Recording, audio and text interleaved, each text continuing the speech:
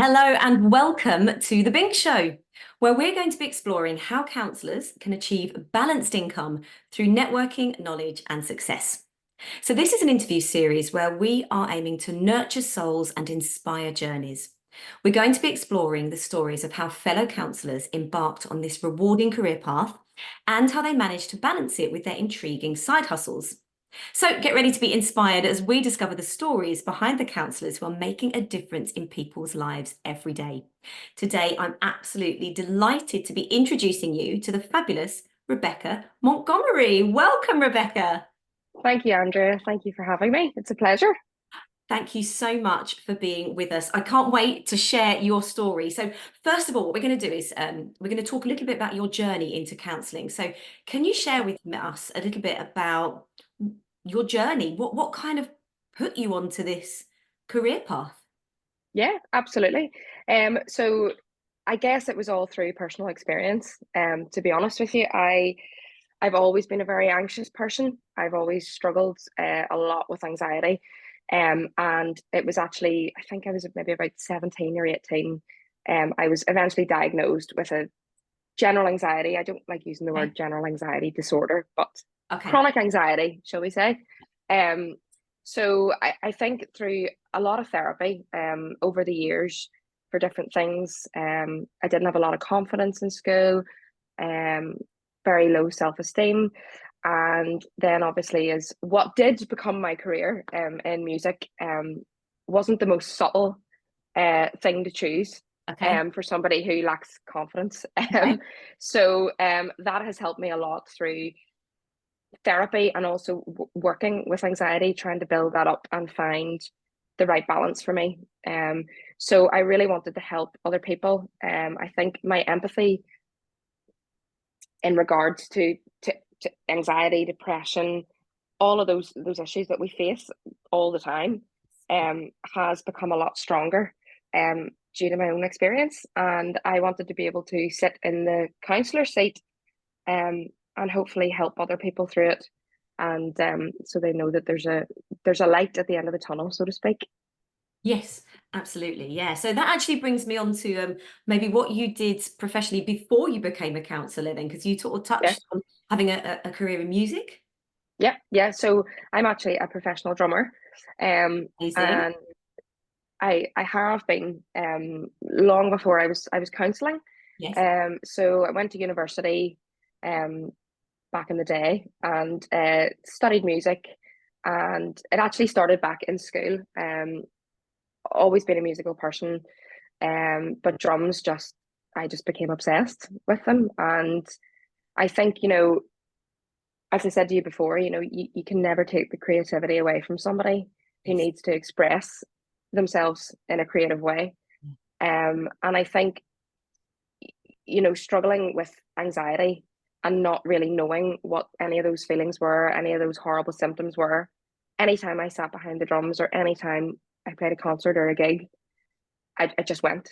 I just went into a different world, and that was me. And it was home in a way, as cheesy as it sounds. It was home. Yeah. So yeah, so before I got into counselling, I gigging, I had some residencies here in Belfast. I did some of the jazz festivals around Ireland, um, and just gigging where the work is. Just any opportunity to play, and I was there. Still am to this Yeah. day, still gigging away, and then teaching as well. So I would teach kids and adults.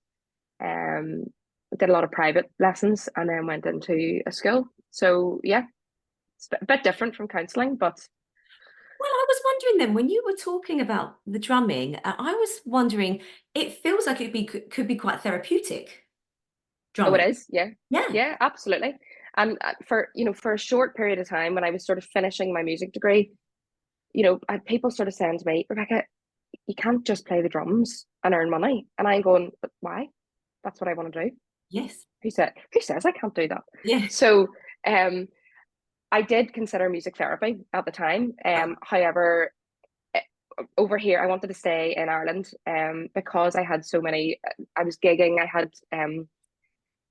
had other commitments here with musicians, I had other stuff going on, residencies, and I think the thing is, it's like any industry. The minute you disappear off the scene, you're off the scene. Right. Yeah. So, when you're trying, at the time, I was trying to build up my name as a drummer, Right. and Yeah. as a musician, and okay, well, there's Rebecca, ask her, she's free, So I think the only course that was available, it was down south, but it just wouldn't have worked. Right. And that idea sort of went out the window, because at the time, obviously, I was just too busy Yeah. on the gigging front. But there was always that therapeutic want, but I just didn't know then quite what it was. I wanted something psychological. I thought psychology, no, it was too sciencey for me. Right. So there was always something that I wanted to be able to help people.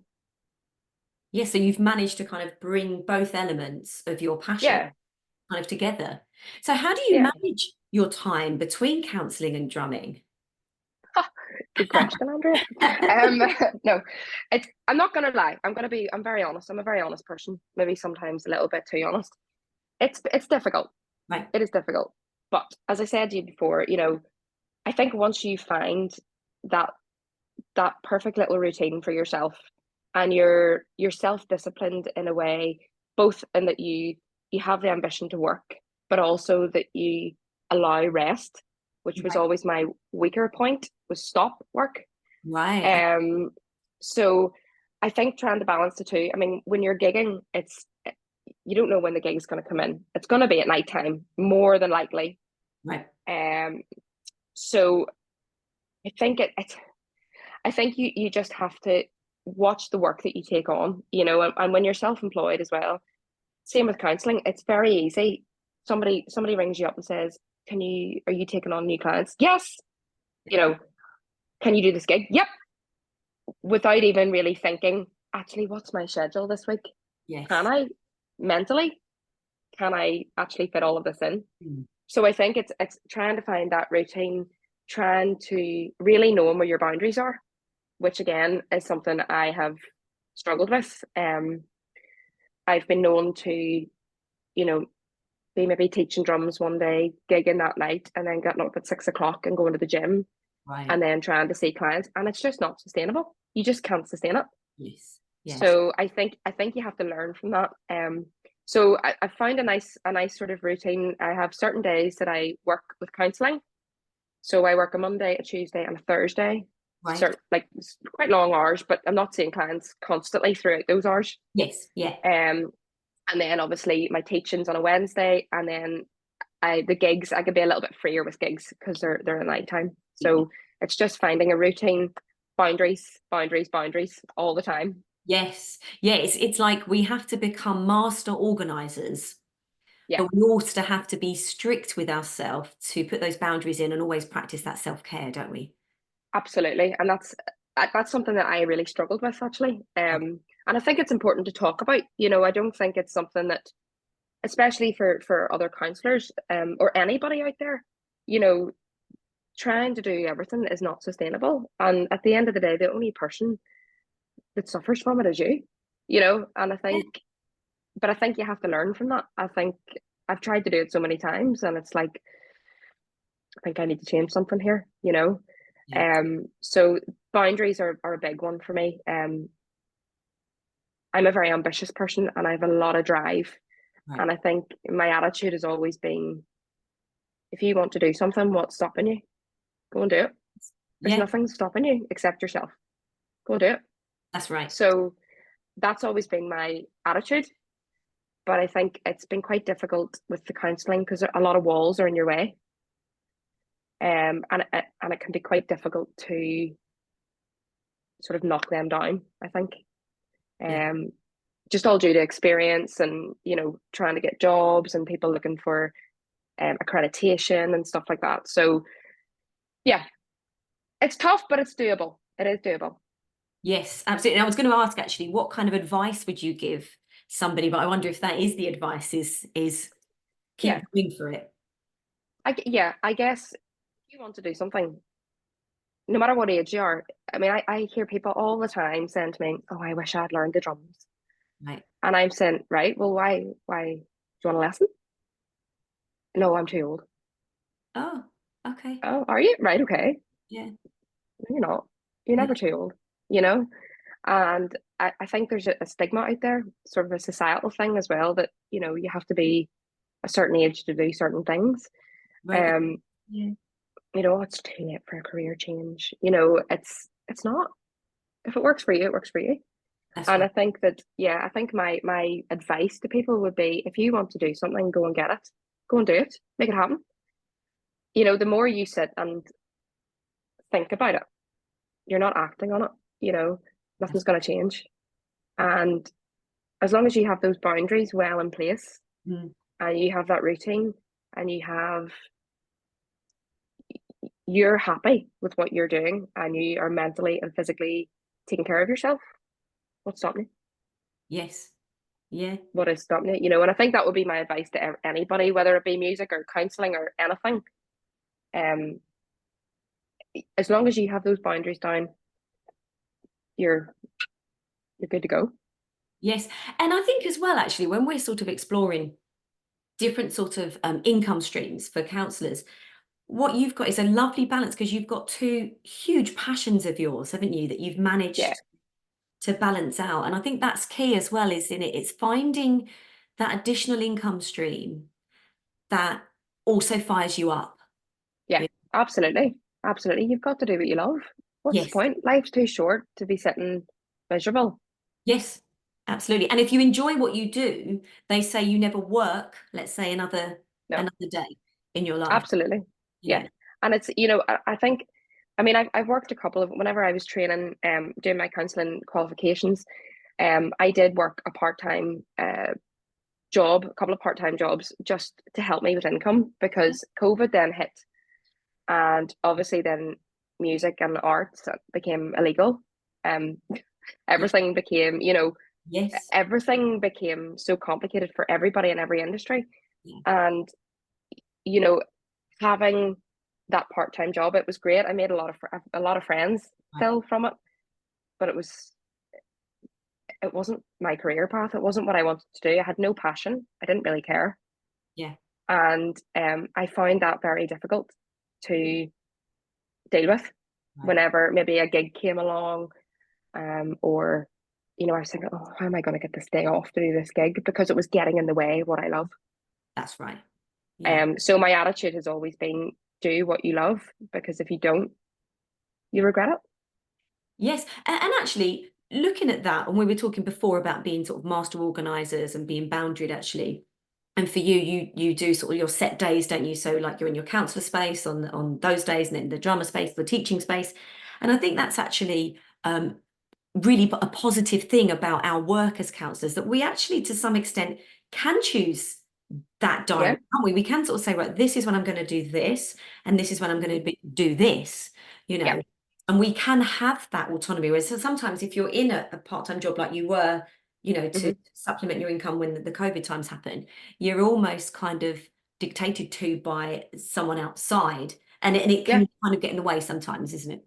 yeah, absolutely. And I think That balance. whenever, yeah, it's getting that balance. And I think that whenever, you know, a lot of people say, oh, you'll never make enough money to live. You'll never, you're mad jumping into private practice straight after qualifying. Right. And the reason I did that was because I've always been self-employed. Yes. Um, and although I've gone into a couple of part-time employed jobs, it's very difficult when you've been self-employed. Yes. Um, and as I say, I'm not one of these people that sort of says, oh, I'll just take the day off. I don't do that. I'm the opposite. Yeah. So, I can't sit and do nothing. So I think it is, as you say, it's autonomy as well, and um, it's difficult, but I think my attitude always was with the drumming, because my confidence was so low when I was younger. Right. And it was, oh God, girl drummer. Like, you could have picked any instrument, bar the drums, Rebecca. Like, why didn't you pick like a violin or something? No. So, people would have always have said, um, you'll never make money doing that. What's your real job? Right. You'll never make money. And I thought, if I don't do this, if I don't try it, am I going to regret it? The Right. answer is yes, because there's too much love and determination there. And I think it's the same with counselling. like I said to you before, there's been down days, and there's been, oh God, how am I going to make enough money this month? Right. How am I going to keep my income streams sustainable and be able to maintain them and be able to make plans? And Yeah. um, but you don't know unless you try it. And if it doesn't work out, just get up and do it again. Yeah. Find a different way. That's right. Sorry, I think I went a bit off track there, but you know what I mean. No, no, It's yeah, absolutely. I totally know what you mean. Yeah. I wonder if you could share a memorable experience from your drumming career, actually, that had an impact on you. yeah. See, to be honest, there has been so many. Yeah. Um, every gig is enjoyable. It's like any work. It's like having a bad day at work. We all have those days where we go, didn't play very well today, or I wasn't really feeling that. But I think for me, my whole experience being a drummer and finding what I loved the most at the age of 14, I think it was, Right. um, and being able to make that into something has been probably the most memorable thing for me, because I know that it's a passion and it's a love, and it's an emotion thing as well. And as I said to you, music has broken my heart in the past, but Yeah. it's also been this the one staple thing in life that doesn't give you an opinion, doesn't talk back, Yes. is there at the touch of a button. Yeah. you know and I know it sounds cheesy, but I know a lot of musicians would agree with that, um as well. But I think memorable wise, just making that step to go, do you know what, I am going to do this, I am going to do it, and I am going to show people that I will do it, Yeah. has been probably the most memorable thing for me. As I say, it's where I found my confidence. Yeah. um I was bullied a little bit in school, girl drummer, let's throw a rugby ball at her head, you know all right then, you know Yeah. but I think when you're so determined to do something, you won't let anything stop you. So I Yeah. think that for me, the whole experience has been memorable. Um, and I spent a long time in a jazz orchestra, in the Ulster Youth Jazz Orchestra. Played a lot of big band, and I think just gigs with them and meeting people. And I met my partner Dave through that. He plays Oh, the sax, yeah. so I mean he was in it before me, but um, you know, we things like that. Going on tour, we went to Normandy. We went. It's just been the whole thing's just been memorable for me, and it's shaped me into who I am today. Yeah. It certainly sounds like it's been life-changing in many, Absolutely. yeah, in many, Yeah. yeah. Yeah. Would you have one piece of advice you could give maybe a fellow counsellor who's watching this and is completely inspired and wants to maybe learn the drums or create a side hustle doing drums? Yeah. Give me a call. Oh, yeah. No, just Yeah. no. Yeah, no, definitely. I think my advice would be, if you want to do it, go and do it. We're always learning. Yeah. Every day we're learning something. Yeah. Um, everyday life, whether it be through counselling, through work, through friends, through Yeah. anything. Yeah. I think every day we're learning, and I don't believe that you can be at an age where you're too old to learn something. And I think if you're interested in learning an instrument, or if you're interested in, if you're maybe what they call a bedroom player, so you maybe don't have the confidence to go out of your bedroom and get out there, what's stopping you Yeah. in there? Yeah. So Yeah. find the nearest jam session, find the nearest local gig, and just go, and it's like counselling. Go and connect with people, go and meet people, and yeah, if you want to do it, go get it. There's nothing stopping you. And like what you said before, actually, you do teach drumming as well, don't you, actually? So people could connect with you. And I was going to say, actually, because we're sort of coming to the end, aren't we? But where can people connect with you? Yeah, so I mean, I don't teach as much privately as I used to, just Oh, okay. just because I can't really fit it in, to be Right. honest. I do teach in a school, but I mean, I am available if people want to have a chat, and we can see if we can come up with something. I'm not totally closed off to Right. the idea. So I'll give you my email address. You can get to me on Instagram at Ma'am. Yeah. RMC Positive Drummer. Perfect. Um, And I'll put all your links in the comments, yeah, actually. yeah, that's grand. Yeah, so you can reach out to me and say hello, even if you want to ask a question about it, or you're thinking about taking up drums and you need a little bit of advice. Sorry, was that your question? I totally forgot your question. Yes, it was really how I got people, off track, sorry. yeah, how people can connect with you, because you were saying before Yeah, as well, when you're about like if you want to learn the drums, it's a little bit like counselling, to get out there, connect with people that are actually doing the thing that you want to be doing, and yeah, see whether actually you can create that either as a side hustle or just as something for self-care as well. I think we've learned I've absolutely. certainly learned a lot about your passion behind drumming and how that can be incredibly therapeutic actually for everyone really. um Yeah, you know so amazing. So yeah. thank you so much for Thank you so much for sharing. having me. Oh, Thank it's you. been fabulous to hear all your insights and experiences. So it's been really, really lovely. And thank you too also for watching. And remember, if you're considering a career in counselling or seeking a fulfilling side hustle, then do take inspiration from all our guests and pursue your passion with absolute dedication and determination. So stay tuned for more inspiring journeys. And until next time, stay amazing. Please hit that subscribe and like. Take care and keep making a difference in the lives of others. Until next time.